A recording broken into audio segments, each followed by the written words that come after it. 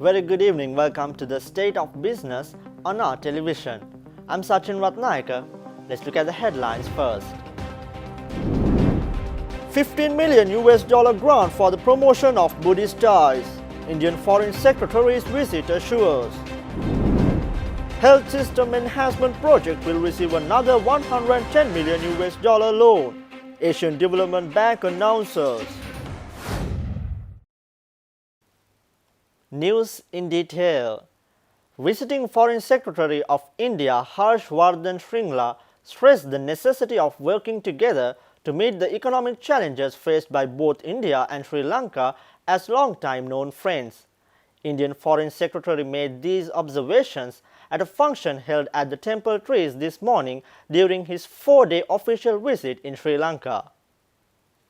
The Government of India will also support the development of facilities for tourists and pilgrims at sites associated with the Ramayana circuit in Sri Lanka. Tourism is an important part of our people-to-people cooperation, and we would be happy to work with the Sri Lankan government on taking forward that connect as the situation eases in COVID. Let me state that on this occasion, on our part, we will leave no stone unturned in mitigating the adverse impact of the COVID-19 pandemic and restrictions on our socio-economic engagement. We will stand with the government of Sri Lanka in its efforts for post-COVID recovery. Excellencies, ladies and gentlemen, India and Sri Lanka have seen major disruptions to their economies by the devastating COVID pandemic. As we seek rapid socio-economic recovery for our respective countries, it is important to work together to strengthen our economic partnership and to deepen our time-tested bilateral ties founded on the principles of mutual benefit, mutual understanding, and a common purpose defined by good neighborly relations. Visiting Foreign Secretary of India Harsh Vardhan Shringla also spoke about the projects which are funded by the Government of India. It may be opportune for us to work on connectivity initiatives like the Jaffna to Chennai flight, ferry services between Karaikal and Kanke-Santhurai, and Dhanushkodi and Talaimanar, and the Buddhist corridor with the new international airport at Kushinagar. Friends, it may be recalled that in the immediate aftermath of 2009, India had commenced its housing project in Sri Lanka. Over time, this project has become an integral part of our development cooperation partnership. Today, we are dedicating 1,235 houses in the third phase of the Indian housing project, which is spread across the hill country. The other projects, namely the model housing village at Vavunia district, school building at Vadramadachi in Jaffna, and the Saraswati Central College building in Puselva, also reflect the people-centric benefits of our development cooperation. I would like to highlight that these projects employ local companies and invariably use Sri Lankan material and labor in their execution.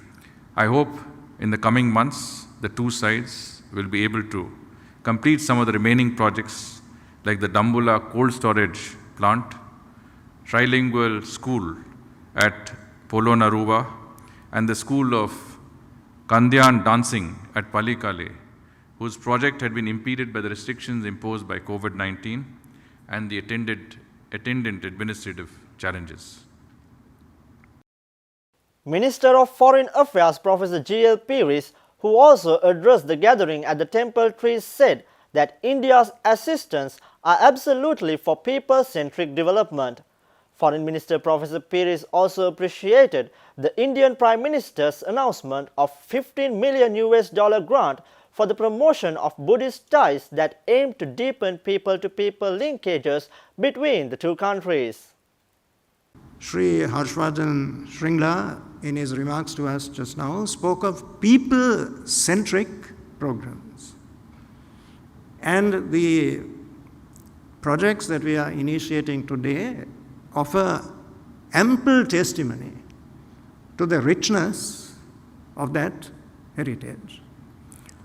The Foreign Secretary referred to the inaugural flight to Kushinagar, the international Buddhist airport of India. This is a visit that will take place on the 20th of October. We consider that to be a landmark event. No fewer than 100 Buddhist monks will be joining that flight to Kushinagar. On the personal initiative of Sri Narendra Modi, the Prime Minister of India, a special fund has been established of approximately 15 million US dollars for the purpose of supporting Buddhist temples, monasteries, kovils, and so on. And the Indian High Commissioner told me that he has received instructions from his Prime Minister to ensure that a minimum of 3 million US dollars is spent each year on these projects.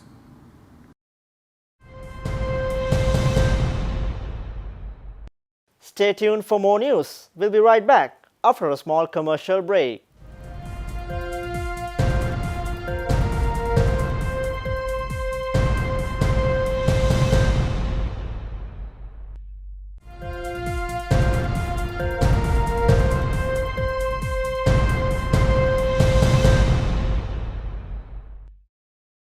Welcome back to the State of Business.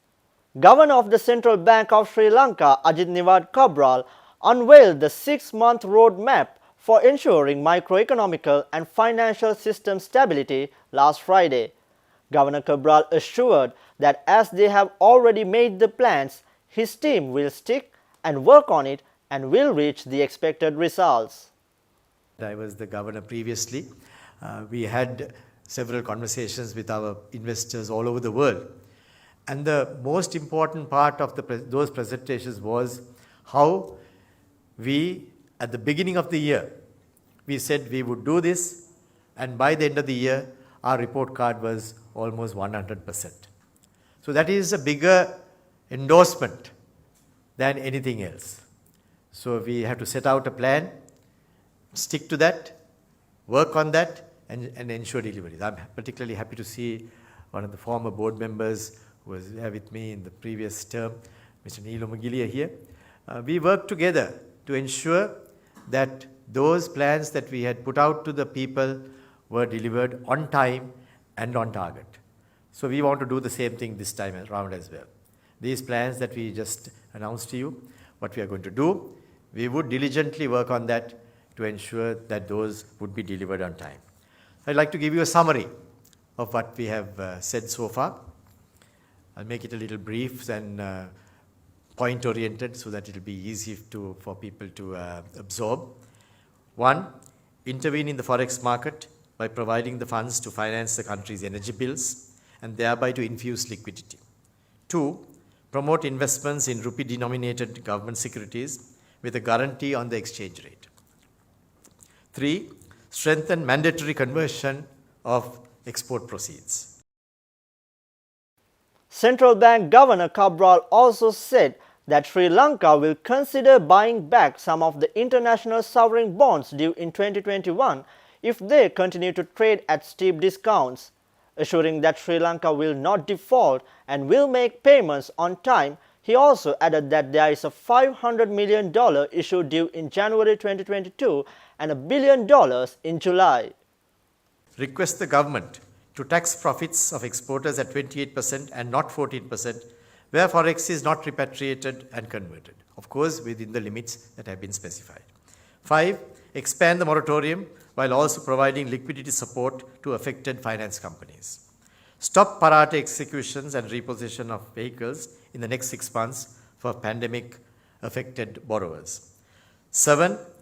Share the burden of pandemic losses suffered by local SMEs by allocating rupees 15,000 million towards interest accrued through a mechanism which is to be worked out. 8. Use monetary policy tools to unwind monetary stimulus extended during the pandemic. 9. Use macroprudential tools as well as macroprudential regulation and supervision to guide the financial sector towards sustained stability. 10. Facilitate education and health-related forex outflows immediately. We know that a lot of people have had some difficulties about taking money for various educational purposes as well as health-related purposes, we will facilitate that immediately so that that problem wouldn't occur for the future. Lift the ceiling imposed on outward investment and migration allowance effective from January 22. Already the regulations have been framed and issued. That's why we are not changing that for the time being. But no sooner that those regulations are completed by December 2021, we will not renew those, but we would allow that to happen so that those conditions could provide those who are migrating with the space for them to take out their money at the time that they want to take it out.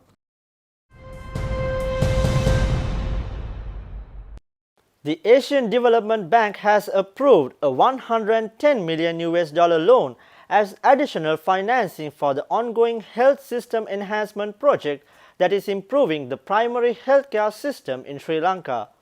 Asian Development Bank announced this through a statement to media last Friday.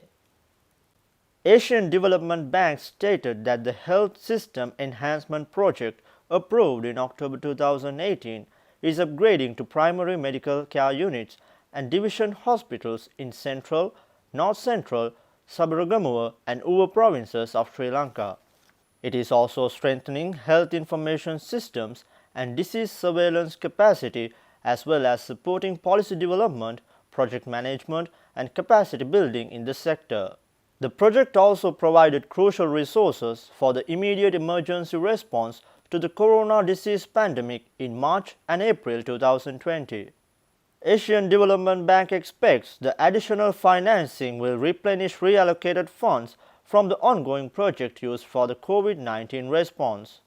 Furthermore, Asian Development Bank expressed that this will be used to complete the development of 42 primary health care facilities, renovate 127 field health centers, increase nutrition services to mothers and children, and encourage the use of primary health care facilities. It will also develop selected secondary care cluster apex hospitals to ensure the continuity of service delivery from primary to secondary care. Moreover, Asian Development Bank stated that the scope of the project has been expanded to provide additional support to include and strengthen the country's COVID-19 response. It will scale up the capacity of at least 25% of secondary and tertiary level hospitals to treat and manage COVID-19, and it will also upgrade the Swiss area ambulance system in all districts. Asian Development Bank also mentioned that they will provide an additional $3 million from its Japan Fund for Poverty Reduction on grant basis to improve the efficiency of Sri Lanka's pre-hospital ambulance system.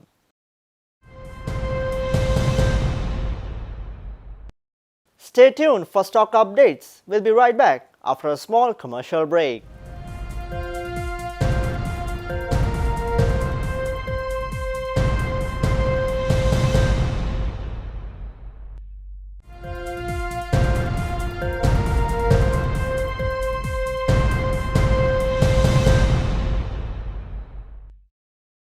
Welcome back to the State of Business.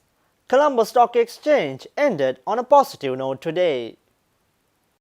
The all-share price index gained 100.03 points to close at 9,542.33 and the S&P SL20 gained 7.75 points to close at 3,547.30. The turnover was 3.6 billion rupees and over 228 million shares were traded. Coming up next with foreign exchange rates.